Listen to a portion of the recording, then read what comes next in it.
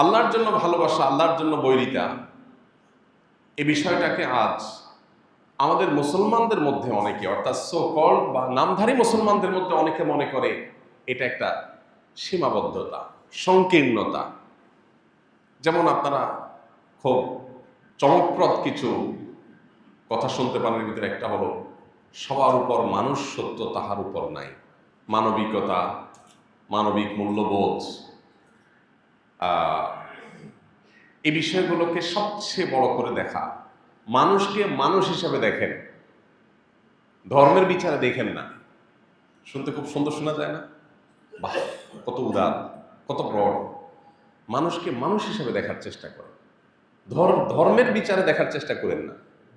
তার মানে আপনি ধর্মের যে গণ্ডি, এটার ঊর্ধ্বে উঠে গেলেন। সুবহানাল্লাহ, ধর্মের গণ্ডি থেকে ঊর্ধ্বে উঠে গেলেন।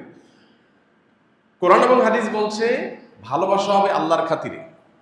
একজন মানুষ আল্লাহর প্রতি ঈমান আনছে, তাকে আমি ভালোবাসবো, আমার ভালোবাসাটা তার জন্য হবে আল্লাহর খাতিরে, বিকজ তিনি আল্লাহর প্রতি বিশ্বাসী, তিনি আমার লোক, আমি তার লোক, আমরা একে অন্যের অভিভাবক। কোরআনে বারবার যে কথাটি আল্লাহ বলেছে, ঈমানদাররা পরস্পর পরস্পরের অভিভাবক।